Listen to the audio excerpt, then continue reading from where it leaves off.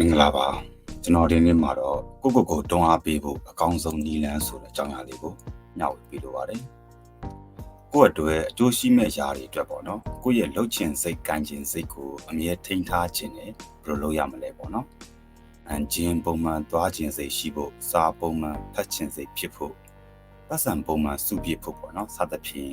လှုပ်ဆောင်ခြင်းနဲ့စန္ဒပြင်းပြမှုကိုထိန်းထားဖို့ပေါ့ကျွန်တော်တို့ရဲ့နေ့စဉ်လှုပ်ဆောင်စရာကိစ္စအများစုဟာကျွန်တော်တို့ရဲ့ routine လို့ခေါ်တဲ့ပုံမှန်လုပ်ရိုးလုပ်စဉ်ပုံမှန်လုပ်နေကြအရာတွေနဲ့အများကြီးသက်ဆိုင်ပါတယ်။လေ့ကျင့်လို့လည်းပြောလို့ရပါတယ်။ညာတိုင်းအိယာဝင်ကနီးမှာသွားတိုက်တဲ့သူတယောက်ဟာသွားမတိုက်ရရင်ကိုပဲမနေနိုင်တာ။သူဘလောက်ပဲအိတ်ချင်သွားရအောင်တိုက်ပြီးမှအိယာဝင်လေးရှိတယ်ပေါ့နော်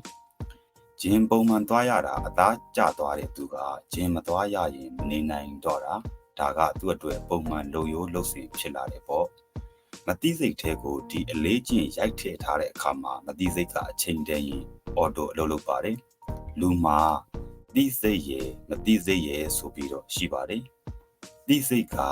သတိနဲ့တွေ့တယ်ကြောင်းကျိုးဆက်ဆက်ပြီးတော့စဉ်းစားတယ်တွက်ချက်တယ်ရည်မှန်းချက်ချတယ်မတိစိတ်ကြတော့အတိတ်ကအတွေ့အကြုံတွေကိုတူလောင်သိမ်းဆည်းထားတယ်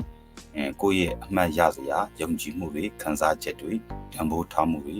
ကိုယ့်ရဲ့အလေးကျင့်တွေကိုသိမ်းဆည်းထားတယ်ပေါ့အကျင့်တွေကိုပြောင်းလဲဖို့ဘာကြောင့်များဒီလောက်ထိခက်ရတာလဲအကြောင်းကတော့ဒီအကျင့်တွေဟာဒီကျွန်တော်တို့ရဲ့မသိစိတ်ထဲမှာတန်မိုးဆွဲထားသလိုနက်နက်ရှိုင်းရှိုင်းတွေ့ကပ်နေလို့ပါပဲလို့ဒီဂျက်တီဟူကပေါ့နော်သူ့ရဲ့ Power of Habit စာအုပ်မှာပြောထားပါတယ်နံပါတ်1ယောက်ရှိပါတယ်သူကဂျင်းပုံမှန်တော့ဒီဂျင်းပုံမှန်သွားတဲ့သူဆိုတော့ပေါ့နော်ဘလောက်ပဲအလုပ်ရှုပ်ရှုပ်ဂျင်းကိုမရမကသွားတယ်ပေါ့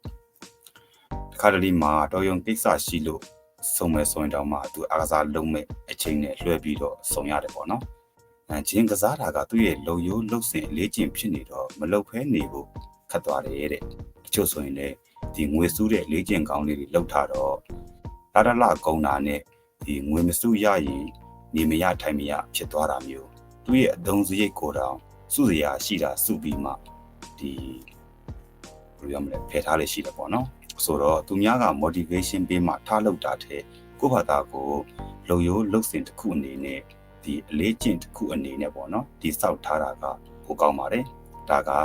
ဘယ်သူအကူအညီမှမလို့သလိုလှုပ်စရာရှိတာကိုစိတ်မပင်မပန်းပေါ့ပါအင်တာဂျီပြည့်နဲ့လှုပ်ဆောင်နိုင်ဖို့အကောင်းဆုံးနည်းလမ်းဖြစ်တဲ့ဆိုတဲ့အကြောင်းလေးကိုပေါ့နော်ကိုယ်တိုင်ဆင်ခြင်ရအောင်နဲ့ကျွန်တော်ရဲ့ follower တွေကိုလည်းဆင်ခြင်လို့ရအောင်ဆရာဟင်းဆိုတဲ့နေရာလေးကိုညှောက်ဝေပေးလိုက်ရခြင်းဖြစ်ပါတယ်အဆုံးထိကြည့်ရှုပေးတဲ့အတွက်လည်းကျေးဇူးတင်ပါတယ်ဗျာ